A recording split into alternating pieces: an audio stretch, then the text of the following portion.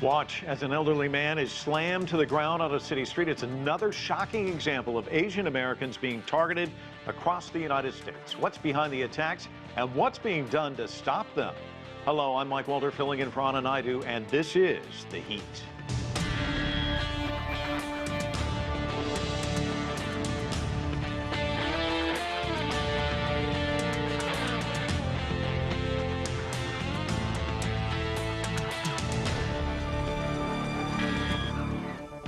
As the impact of the COVID-19 pandemic persists, attacks against Asians in America have continued to climb. And glaringly, it is in New York City, one of the most diverse cities in America, that's seeing the highest spike in anti-Asian violence. Correspondent Elaine Reyes begins our coverage with this report. A man brutally attacks a 65-year-old Asian woman in Manhattan. A stranger makes anti-Asian remarks before slapping an Asian woman in the face. Fresh assaults against a community still reeling from the spa shootings in Atlanta, Georgia, just 2 weeks prior, in which 6 of 8 people killed were women of Asian descent.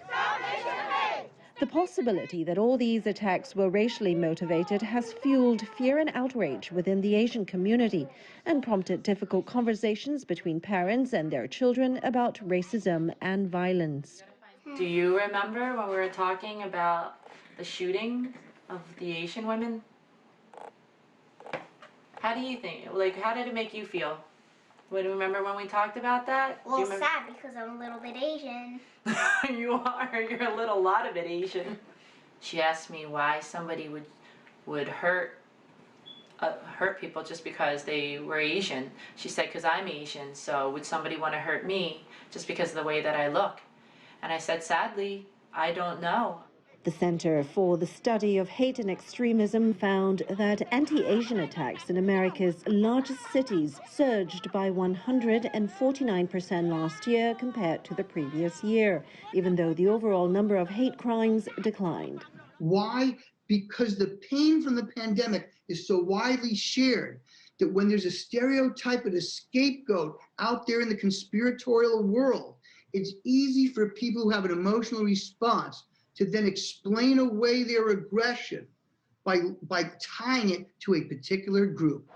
While anti-Asian discrimination isn't new, experts say misinformation about the origins of the COVID-19 pandemic and stigmatizing language from the former Trump administration made it much worse. The terrible China virus, as we call it. Alarmingly, many of these assaults are occurring in public places and in broad daylight. And experts say they target a community many attackers assume won't fight back.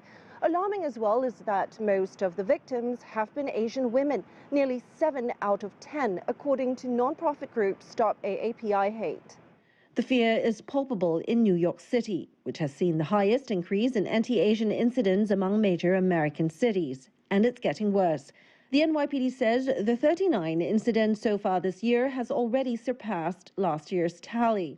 Another disturbing statistic, most of the attackers appear to be minorities. NYPD data shows that of 20 people arrested last year for hate crimes against Asians, only 2 were Caucasians, 11 were African Americans, and 7 were Hispanics. But this may not reflect a nationwide trend. The issue is people attack those who are most proximate. New York City is about half as many whites proportionally than the rest of the country as a whole.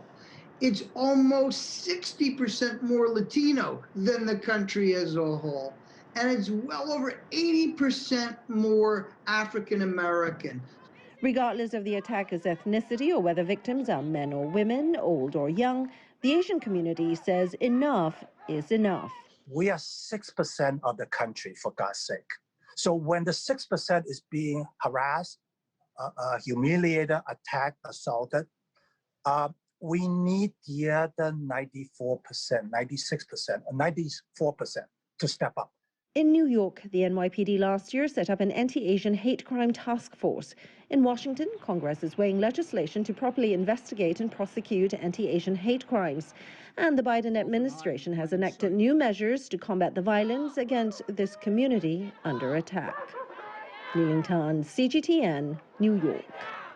For more on the rise of anti-Asian violence, let's bring in our panel. Joining us from Atlanta is Rosalind Chou. She is She is an associate professor of sociology at Georgia State University and the co-author of The Myth of the Model Minority Asian Americans Facing Racism. Also with us from New York is Crisanna Tang. She's a healthcare worker who was targeted by anti-Asian hate. My colleague and CGTN America news anchor, Elaine Reyes, is joining us from Maryland. She's out of the office today. And Elaine Reyes is an associate professor in the Department of Ethnic Studies at the University of California, Berkeley. Got to tell you, I have 5 sisters, so I'm really comfortable talking to 4 women like this. And it's important that I'm talking to women about this issue, and I'll get to that in just a bit. But Elaine Reyes, let me start with you. Stop AAPI Hate, this nonprofit group that Elaine Tan talked about, says that there's nearly 3,800 anti-Asian incidents. It ranges from verbal attacks to physical assaults. This has happened since March of last year to February of this year. And it's important we're talking to women because a disproportionate number of these attacks have been women. Explain to us why you think this is happening and why women have been targeted. I think there are a number of factors to that. Very simply, I think that they are targeting vulnerable populations. So Asians, especially the elderly, as well Asian women. The elderly are the 2 groups that have been, experiencing much of the attacks. The other issue has to do with the long history of the objectification of Asian American women in the media, in our political discourse. I think that there's a way in which making Asian American women into objects of desire or objects to dominate has been key in terms of seeing Asian women as one of the main problems. So I think both those cases, their vulnerability, as well as the fact that it's prevalent to see Asian American women as objects to dominate and to assert control over. Those 2 are leading to the high numbers that we're seeing reported in these attacks against Asian women. And Elaine, Chou talking about the media and political discourse, and of course this former president Donald Trump knew how to do both discourse and as well as really kind of dominate the media, and he had language that we're very familiar with, the Wuhan flu, China virus. He even called it the Kung flu. And words matter. Talk to us about those words because they were also amplified by other Republicans. How did that help set kind of the table for what we're seeing today, do you think? Well, Mike, we have covered Donald Trump all throughout his administration, and we'd seen over and over again how his words were taken quite literally by a lot of supporters, but just how powerful he was in getting his messages across. And what he would do is he'd find these little nicknames or tidbits, and they would seem somehow stick, whether he was calling someone a name. And I know personally, as soon as I heard some of the words he was using, Kung flu, Wuhan virus, China virus, personally, as an Asian American, I was thinking in my head, like, oh no, we're going to see the consequences of this because the average person, the average American, just doesn't know the difference between someone who is Chinese, someone who's Korean, someone who's Filipino. And so in talking to a lot of my friends who are also Asian American, we all saw this coming, right? And for him, to say these words over and over again throughout the pandemic, it made it okay. It made it normal to act out on some of these feelings that people were, the frustration and the anger people were feeling during the pandemic, giving them this target. And so it just gave permission for other people to act the way he was. He's gone, but we're still seeing attacks. So, on one hand, we could see that maybe this did spark some action, but it hasn't really stopped. So is it really all just Trump, or did he just start it? Yeah, it's certainly not a light switch where you can turn it on and off. We're certainly seeing examples of that. Rosalind, U.S. President Joe Biden has called for the attacks to stop. Let's listen to what he had to say. Vicious hate crimes against Asian Americans who've been attacked, harassed, blamed, and scapegoated. At this very moment, so many of them are fellow Americans. They're on the front lines of this pandemic trying to save lives. And still, They're forced to live in fear for their lives just walking down streets in America. It's wrong, it's un-American, and it must stop. Rosalind, the Biden administration's announced some plans to try and combat this anti-Asian violence, including establishing a Justice Department initiative to address the rising number of hate crimes. Are they doing enough? Will this help to try and mitigate this? As Elaine said, this did not start during his administration. He inherited it. But again, as we were pointing out, it's not something you can just turn off overnight. Right. Certainly doing what he's done so far and what he proposes is certainly a start. And it needs to be centered that, racial justice is central to Americans living a life without fear and having, safe places to just live their lives. And so it's a start. President Biden is certainly having to combat a year or more of this type of rhetoric. And what we also need is collective mass and across racial groups, a rainbow coalition in terms of not accepting this type of behavior, and it's centering in communities across the country that this will not be tolerated. Crisanna, it was almost as if Joe Biden was talking to you because you are a healthcare worker, so you've been there on the front lines, and yet you're also a victim. Talk to us about what happened to you on the subway. Yes, I was actually on my way to work, and I got on the subway, and then at one of the stations on the way to work, a man got on the train without a mask on, and he sat right across from me. I felt really uncomfortable because he wasn't wearing a mask. So I moved to the other side of the train car, and he followed me immediately right after. And then he starts spitting all over me, on my arm, my body, my hair, everywhere, while he's yelling all these racial slurs about go back to China, Chinese people causing this virus. And it's our fault that the pandemic is happening, and also he told me to go back to where I came from, even though I'm not actually from China or anything like that. And then the next station he got off and I got off, and he comes following me because I was running to try to get help from the conductor, but the guy runs off, and then I hop back on the train, go to work, and then I file a police report. So humiliating, so difficult. I think it's even painful to talk to us about it even today. How has this impacted your life? It's made me more worried whenever I'm in public. I carry pepper spray now wherever I go. And I'm just always looking behind me, around me, always paying attention to my surroundings, and always trying to stay as far away from other people as possible. It's just a very scary experience. It was really bad because no one on the train did anything, and it made me realize that I'm the only person that I have to watch out for. I can't rely on other people around me to see if I were to go through that again.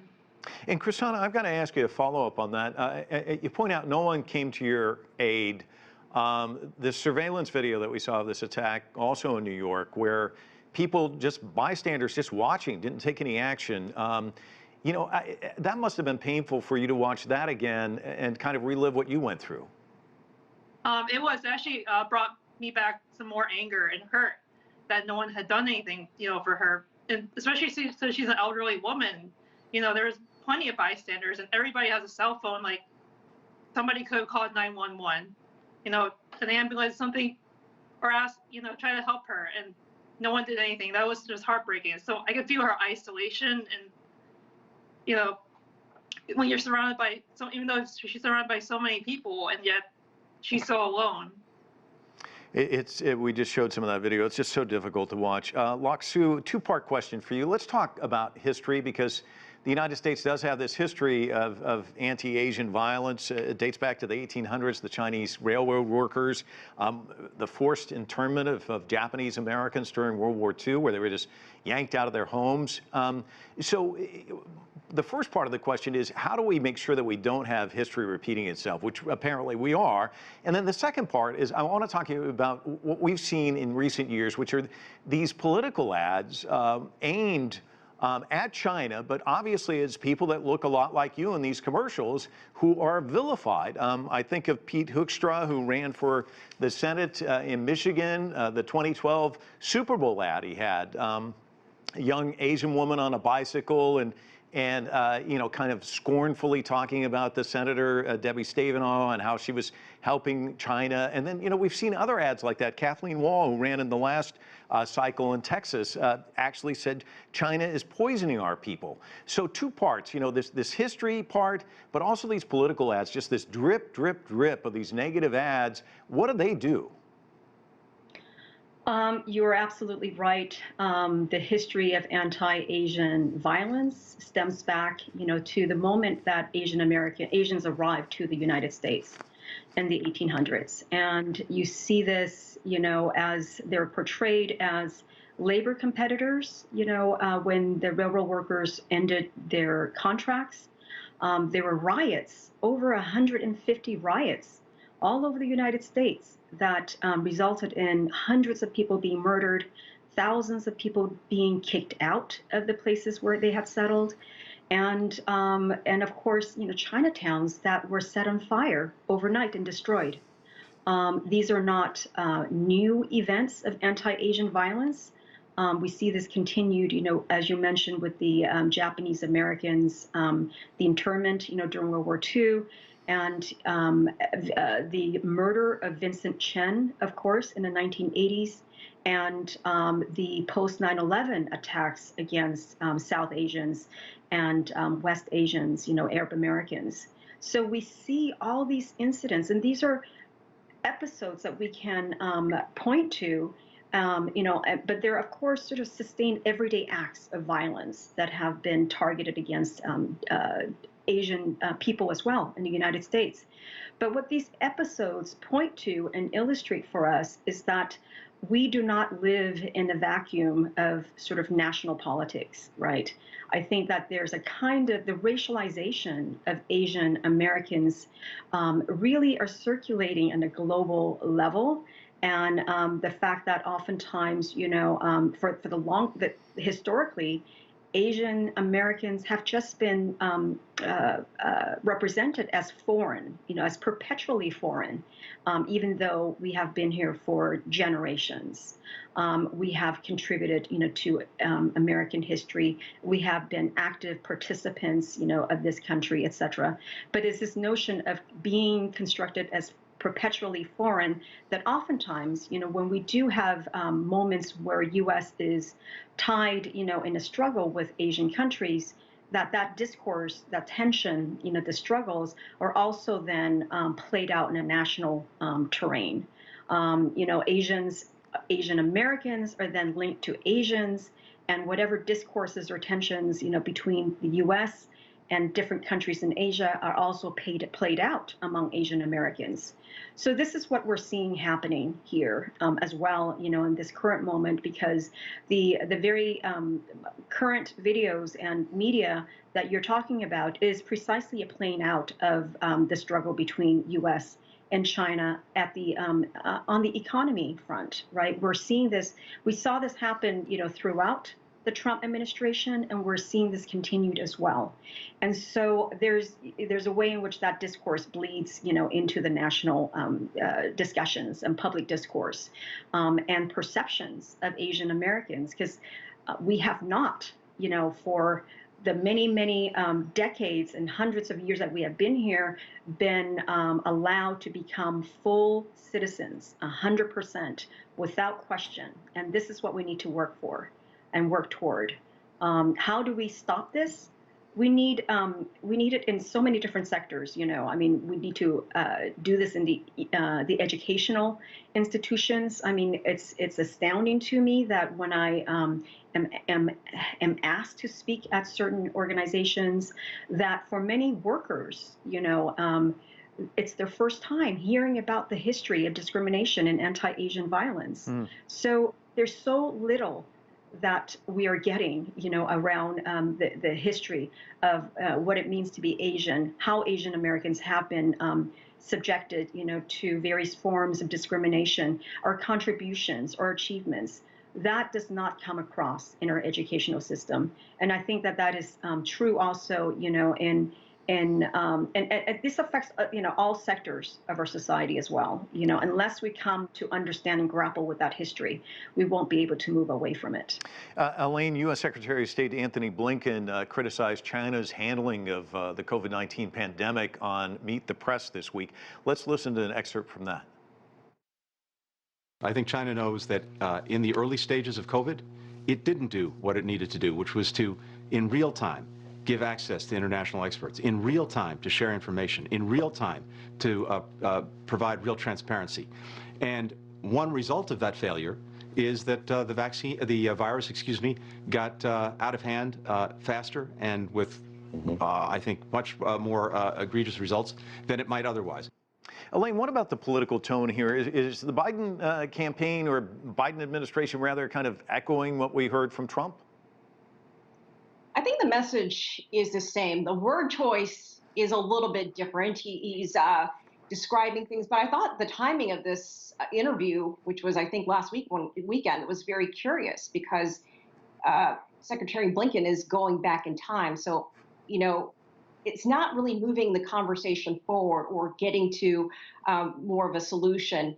But I feel like we are hearing the same thing we heard with Secretary Pompeo. There's not much difference. And so to the point that was made earlier about the political discourse, I'm not sure how that helps anyone else, any everyday Asian American on the ground, when they're still hearing these sort of messages. Is there a way to separate the political and the diplomatic conversation from what people are still seeing and feeling and reacting to on the ground? Because if there's this message that keeps being put out, China is to blame, going back to, retrying this case, I guess, if you will. I don't see where things are going to improve. Rosalind, of course, a lot of the focus now about anti-Asian hate stems from this coverage of this mass shooting down in Atlanta where Asian women were targets, 6 of them killed, and the suspect, Robert Aaron Long, now charged with 8 counts of murder. But it's unclear whether or not he'll be charged with a hate crime. I want to get your sense of what the reaction is there in your community about all of this. I mean, it's really frustrating, and I think some of it boils down to how hate crimes are on the books in terms of proving intent and having to outwardly say while a hate crime is happening, that's why you're targeting someone. Racism has, with the Trump administration, became more overt with the messaging, but oftentimes now people know that they can be more tacit about stereotypes, racial stereotypes. And so it is very frustrating for the community to not have this centralized piece because racism is gendered and sexualized as well.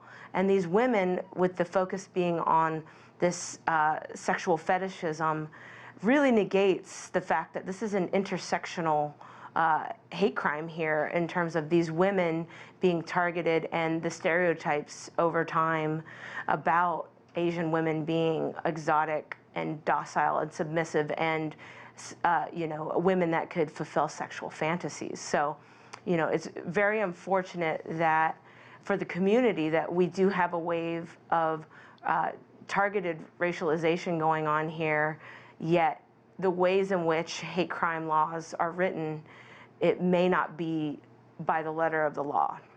Crisanna, I want to get your thoughts on what happened in Atlanta, because I was talking to a colleague earlier today who said, why did it take a mass shooting to get us having this conversation? Because obviously you were targeted last summer. I mean, this has been going on for some time.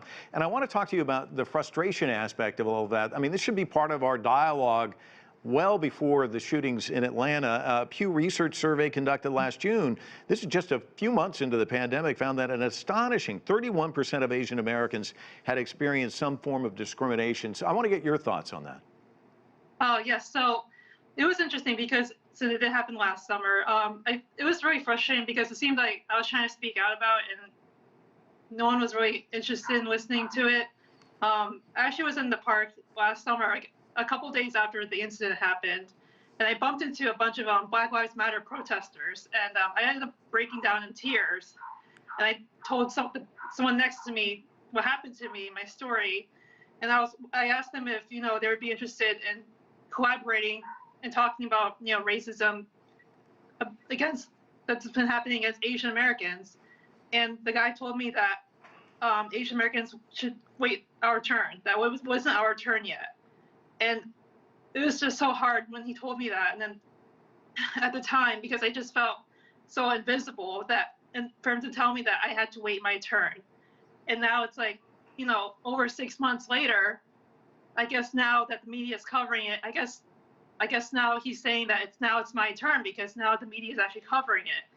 Whereas back then, I wasn't really allowed to speak out about it. Or if I was, I would not be able to have anyone listen to me because it wasn't, my turn yet.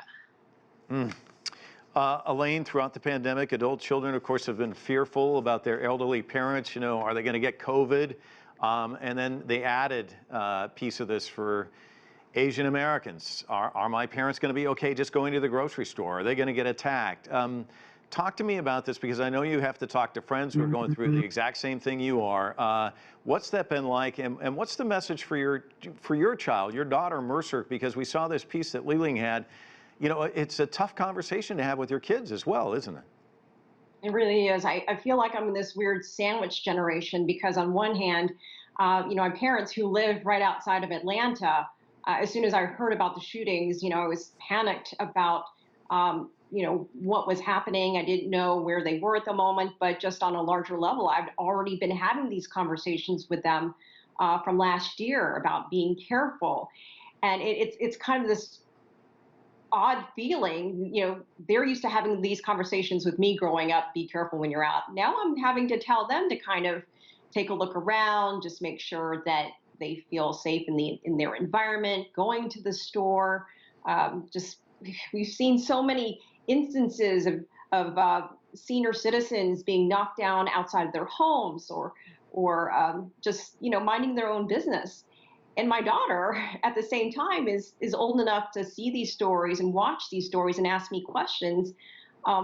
Why is this happening? Is grandma okay? So on one hand, we're teaching her about racial injustice and showing her that it's not right to do these things, and hopefully that she can teach her friends and her peers and be that next generation of hopefully breaking this cycle that we're seeing.